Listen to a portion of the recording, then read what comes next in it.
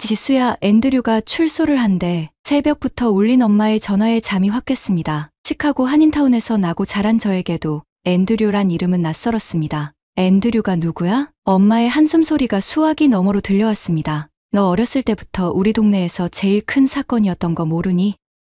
19살에 백년형을 받고 들어간. 엄마의 이야기를 듣자마자 얼른 옷을 챙겨 입었습니다. 시카고의 1월은 언제나 매섭지만 오늘따라 더 차가운 바람이 얼굴을 때렸습니다. 교도소 앞에는 벌써 많은 교민들이 모여 있었습니다. 30년 만에 자유의 몸이 되는 한 남자를 기다리며 모두의 표정이 무거워 보였습니다. 철문이 열리고 나온 앤드류 서 씨의 모습은 의외로 평온해 보였습니다. 하얗게 샌 머리카락과 깊게 파인 주름만이 그가 감옥에서 보낸 세월을 말해주고 있었죠. 교인들이 건넨 두부를 받는 그의 손이 미세하게 떨리는 걸 보며 문득 궁금증이 밀려왔습니다. 도대체 무슨 일이 있었길래 19살의 청년이 백년형을 선고받아야 했을까요? 그리고 왜 우리 동네 사람들은 30년이 지난 지금까지도 그를 잊지 못하는 걸까요? 1987년 한 세탁소에서 일어난 의문의 살인사건, 그리고 6년 후 한 청년의 운명을 완전히 바꿔놓은 또 다른 살인사건. 저는 그날 밤 엄마에게 모든 이야기를 들었습니다. 안녕하세요. 저는 시카고 노스웨스턴 대학교에서 저널리즘을 공부하고 있는 한지수입니다. 1999년생으로 시카고 한인타운에서 나고 자랐어요. 우리 부모님은 제가 태어나기 전인 90년대 초반에 이민 오셨대요. 아빠는 지금 한인타운에서 마트를 운영하시고 엄마는 한의원을 하고 계세요. 저는 어릴 때부터 한인타운의 이야기들을 들으며 자랐어요. 주말마다 한글학교를 다니고 교회에서 다른 한인 2세들과 어울리면서 우리만의 문화를 만들어갔죠. 지금도 친한 친구들 대부분이 한인 2세예요. 서로의 집에서 김치찌개도 먹고 K-팝도 들으면서 한국과 미국 문화를 자연스럽게 넘나들며 지내고 있어요. 학교 신문부에서 일하면서 저는 우리 커뮤니티의 이야기를 전하는 일에 관심을 갖게 됐어요. 특히 이민자들의 삶과 그들이 겪는 어려움, 그리고 세대 간의 갈등 같은 주제에 매력을 느꼈죠. 그래서 노스웨스턴에서도 저널리즘을 전공으로 선택했고 지금은 한인 커뮤니티의 다양한 이야기를 발굴하는 프로젝트를 진행하고 있어요. 저는 그날 새벽부터 울린 엄마의 전화에 잠이 확 깼습니다. 기숙사 룸메이트가 살짝 뒤척이는 소리가 들렸지만 다행히 깨지는 않았어요. 앤드류가 누구야? 엄마의 한숨 소리가 수화기 너머로 들려왔습니다. 너 어렸을 때부터 우리 동네에서 제일 큰 사건이었던 거 모르니? 19살에 백년형을 받고 들어간 소년 이야기인데 서울에서 특히 큰 기사로 다뤄졌었어. 저는 침대에서 벌떡 일어났어요. 기자를 꿈꾸는 저에게 특종이란 단어는 마법처럼 강력했거든요. 서둘러 옷을 챙겨 입고 교도소로 향했습니다. 시카고의 1월은 언제나 매섭지만 오늘따라 더 차가운 바람이 얼굴을 때렸어요. 교도소 앞에는 벌써 많은 교민들이 모여 있었습니다. 아는 얼굴들이 보였어요. 우리 교회 집사님들, 한글학교 선생님들, 30년 만에 자유의 몸이 되는 한 남자를 기다리며 모두의 표정이 무거워 보였습니다. 철문이 열리고 나온 앤드류 서 씨의 모습은 의외로 평온해 보였어요. 하얗게 샌 머리카락과 깊게 파인 주름만이 그가 감옥에서 보낸 세월을 말해주고 있었죠. 저는 재빨리 휴대폰을 꺼내 사진을 찍었어요. 교인들이 건넨 두부를 받는 그의 손이 미세하게 떨리는 모습까지도요. 그날 저녁,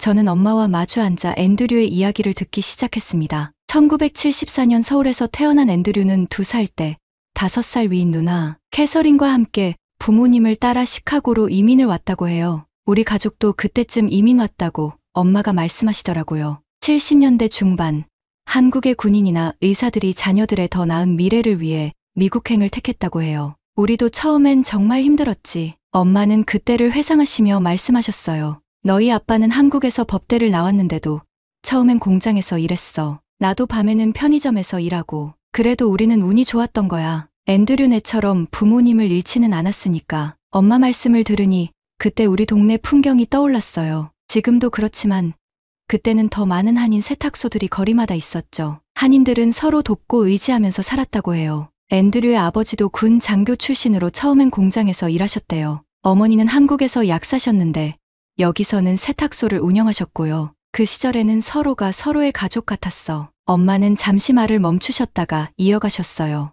앤드류가 11살 때였나? 아버님이 위암으로 돌아가셨어. 그때부터 어머님 혼자서 세탁소를 운영하시면서 2아이를 키우셨지. 우리 동네 세탁소에서 제일 일찍 문을 열고 제일 늦게 닫으셨던 분이야. 저는 엄마의 이야기를 들으며 우리가 살아온 이민 생활의 무게를 다시 한번 느꼈어요. 앤드류네와 우리 가족의 시작은 비슷했지만 운명은 너무나 다르게 흘러갔습니다. 앤드류 어머니가 돌아가셨을 때 온 동네가 충격에 빠졌었지. 그렇게 착하고 성실한 분이었는데 엄마는 한동안 말씀을 잊지 못하셨어요. 차를 한 모금 드시고 나서야 이야기를 시작하셨죠. 그날은 정말 평범한 날이었어. 앤드류 어머님이 늘 하시던 대로 새벽 일찍 세탁소 문을 여셨대. 근데 그날 저녁 앤드류 어머님이 세탁소 안에서 엄마의 목소리가 떨렸어요. 강도가 들어와서 어머님을 무려 37번이나 칼로 찔렀대. 경찰이 왔을 때 누나는 동거남 품에 안겨 울고 있었다고 하더라. 그때 앤드류는 겨우 13살이었어. 말씀을 하시는 엄마의 눈가가 붉어졌어요. 저는 메모장에 37번이라는 숫자를 적으며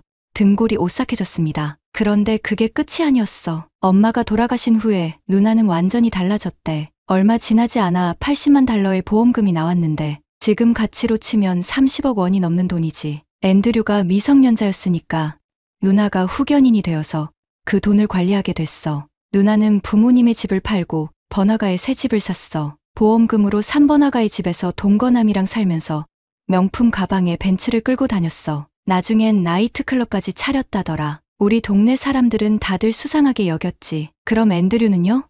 그동안 어떻게 지냈어요? 제 질문에 엄마는 깊은 한숨을 내쉬셨습니다. 앤드류는 부모님이 돌아가신 후에도 꽤 모범적인 학생이었어. 누나 캐서린의 제안으로 시카고의 유명 사립고등학교에 진학했는데 거기서 총학생회장까지 했대. 게다가 미식축구 선수로도 두각을 나타내서 장학생으로 대학까지 갔다고 하더라고. 앤드류는 정말 똑똑했어. 우리 교민사회의 자랑이었지. 동네 어른들은 모두 대견해하셨지. 어려운 환경에서도 저렇게 잘 자란다고. 엄마가 말씀하시는 동안 저는 따뜻한 커피를 한 모금 마셨어요. 엄마의 말씀을 들으며 저는 또래였던 앤드류를 상상해봤어요. 부모님도 안 계신데 공부하랴 운동하랴 쉽지 않았을 텐데 말이죠. 그렇게 대학교까지 장학금을 받고 들어갔어. 앞으로 뭐가 될지 모르는 앤드류를 보며 다들 기대했지.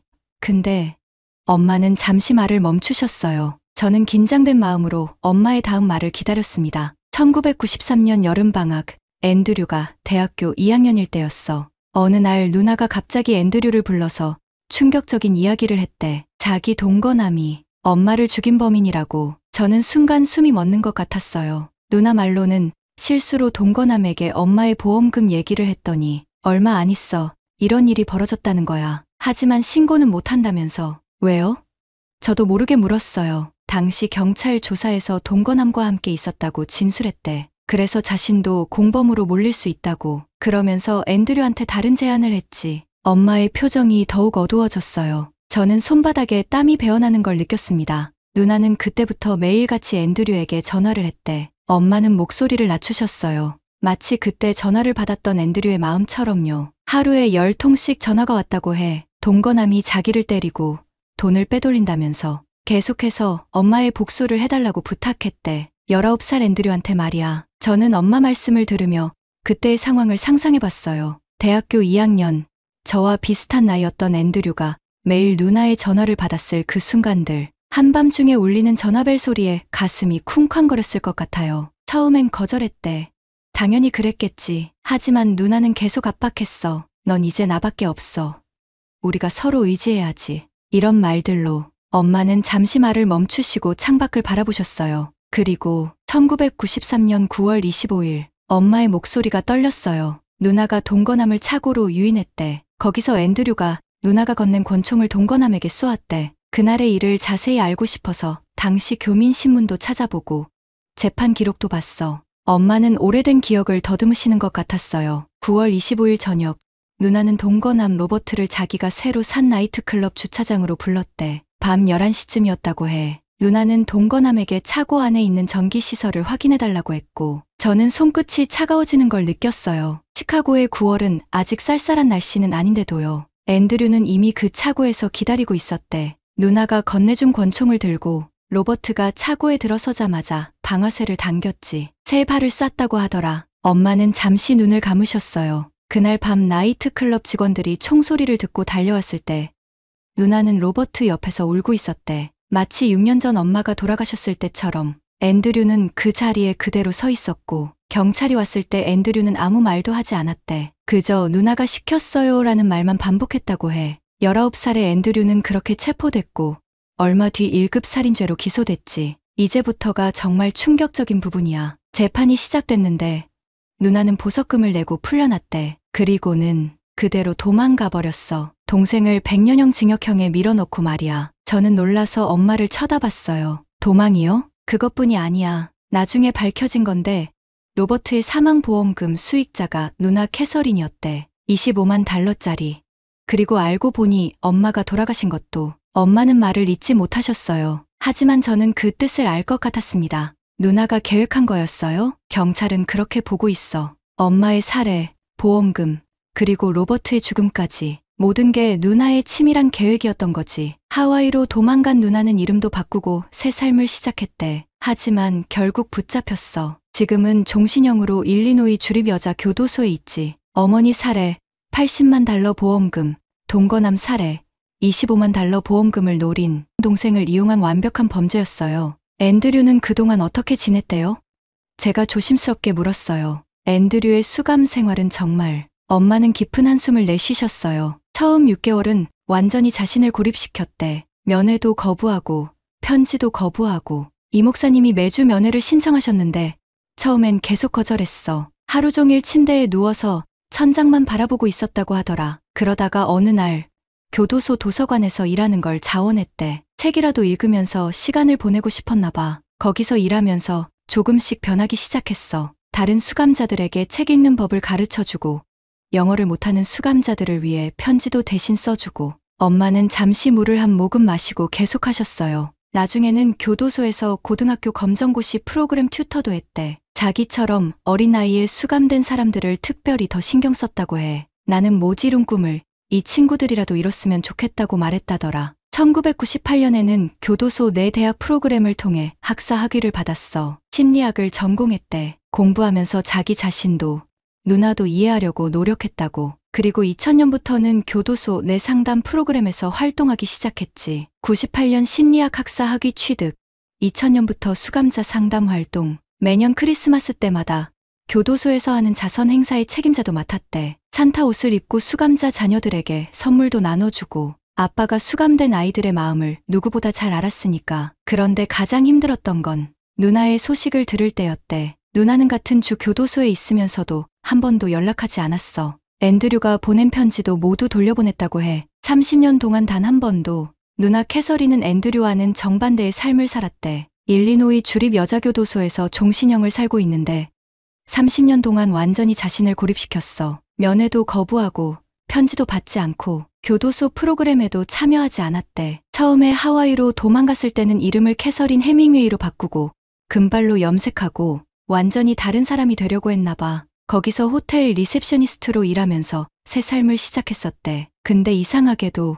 엄마를 죽였던 것처럼 37번의 칼에 찔려 죽을 뻔했대. 하와이에서 만난 남자한테 그 사건으로 경찰 조사를 받다가 신분이 발각됐고 결국 체포됐지. 지금은 교도소에서 혼자만의 시간을 보내. 다른 수감자들과도 거의 대화를 하지 않는데 매일 새벽 3시에 일어나서 교도소 청소를 자원해서 한대. 그 시간이면 아무도 없으니까. 앤드류가 보낸 편지들은 모두 겉봉투도 뜯지 않은 채 돌려보냈대. 심지어 어머님 기일에 보낸 편지도 교도관들 말로는 밤마다 울음소리가 들린다고 해. 하지만 앤드류는 매일 아침 5시에 일어나서 도서관 일을 하면서도 공부를 하면서도 그 습관은 30년 동안 한 번도 바꾸지 않았다고 해. 아마 어머님이 세탁소 문을 여시던 그 시간이 몸에 배어서 그랬을지도 모르지. 교도소 상담 프로그램에서는 특히 분노 조절 문제가 있는 수감자들을 많이 도왔대. 자기처럼 가족이나 주변 사람들의 압박으로 범죄를 저지른 사람들이 많았거든. 앤드류는 그들에게 누군가를 탓하지 말자. 우리의 선택이었다고 이야기해줬다고 해. 엄마는 휴대폰에서 또 다른 사진을 보여주셨어요.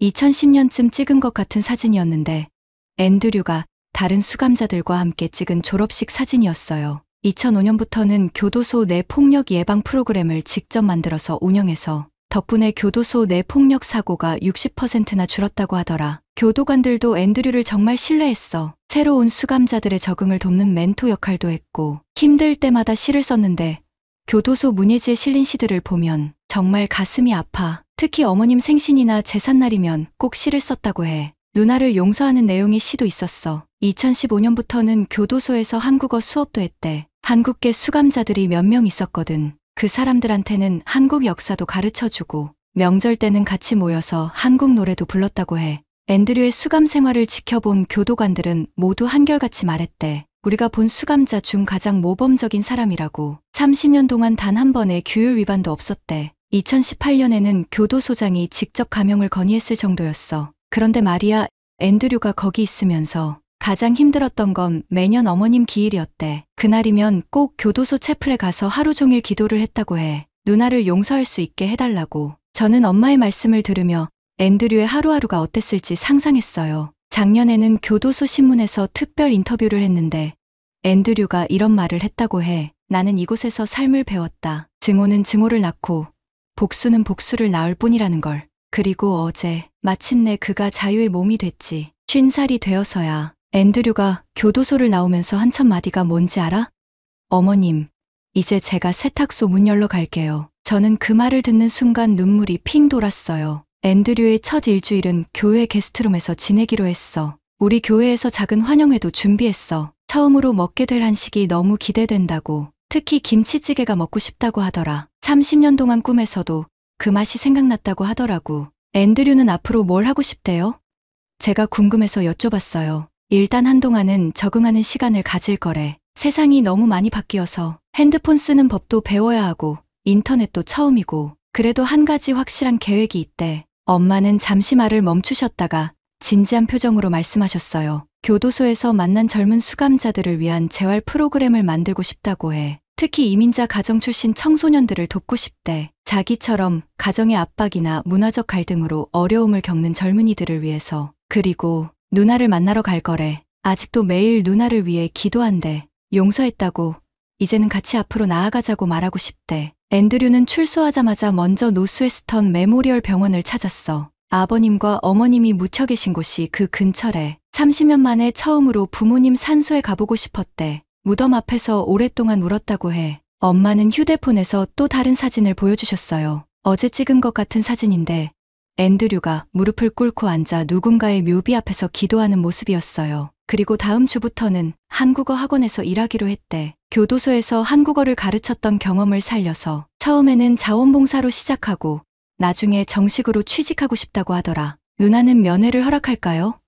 제가 조심스럽게 물었어요. 그건 아무도 몰라. 하지만 앤드류는 매주 가볼 거래. 언젠가는 문이 열리길 바라면서. 앤드류가 어제 이런 말을 했대. 제가 겪은 일이 누군가에게 교훈이 됐으면 좋겠어요. 특히 우리 같은 이민자 2세들에게 가족이라는 이름으로 모든 걸 참지 말라고.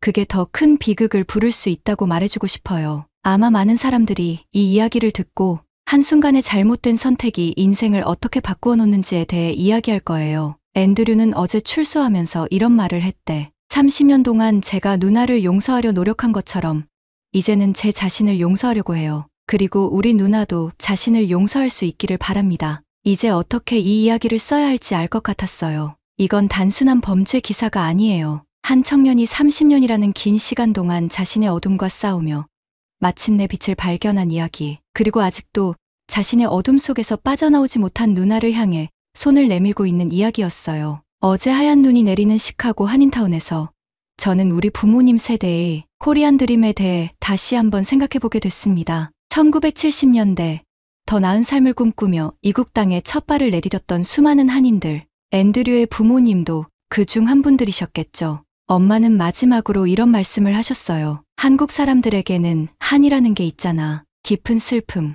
응어리진 아픔. 앤드류의 이야기가 바로 그런 것 같아. 하지만 우리 선조들이 그 한을 힘으로 승화시켰듯이 앤드류도 그 한을 용서로 승화시킨 거야. 정말 그런 것 같아요. 앤드류의 30년은 한의 시간이었을 테지만 동시에 그 한을 풀어가는 시간이기도 했습니다. 한국인의 정서 속에는 이런 아픔을 껴안고 가는 힘이 있다고 해요. 흙수저라는 말도 있지만 그 흙수저로 땅을 일구어 꽃을 피워내는 것. 그게 바로 우리 민족의 저력이라고 하죠. 엄마의 이야기를 모두 들은 후 저는 오랫동안 제 기숙사 창가에 앉아 있었습니다. 밤새 내리는 눈을 바라보며 같은 2세대 한인으로서 많은 생각이 들었어요. 우리는 늘 부모님께 더 나은 삶을 위해 이민 왔다는 말을 들으며 자랐죠. 하지만 그 더 나은 삶이라는 게 때론 우리에게 너무 큰 짐이 되기도 했던 것 같아요. 앤드류의 누나 캐서린처럼 그 기대와 압박이 비극적인 선택으로 이어질 수도 있다는 걸 이번 일을 통해 깨달았습니다. 한인 2세로 산다는 건 두 개의 세계 사이에서 균형을 잡으며 사는 거예요. 부모님의 한국적 가치관과 미국의 문화 사이에서 때론 충돌하고 때론 조화를 이루며 앤드류와 캐서린 남매의 비극은 어쩌면 그 균형이 무너졌을 때 일어날 수 있는 일이었는지도 모르겠어요. 이번 기사를 쓰면서 가장 크게 깨달은 건 우리 모두가 서로를 더 이해하고 보듬어야 한다는 거예요. 부모님은 우리의 미국적인 면을, 우리는 부모님의 한국적인 면을, 그리고 우리 스스로는 그 둘 사이에서 완벽한 균형을 이루지 못하는 자신을 이해하고 받아들여야 해요. 앤드류의 이야기는 비극이지만 동시에 희망이기도 해요. 그가 30년이라는 시간 동안 자신과 싸우며 마침내 용서를 배웠듯이 우리도 각자의 방식으로 성장하고 있으니까요. 오늘의 사연 어떠셨나요? 사연이 마음에 드셨다면 구독과 좋아요를 눌러주세요. 여러분의 관심은 저희에게 큰 힘이 됩니다. 앞으로도 많은 사연을 소개할 수 있기를 바랍니다. 감사합니다.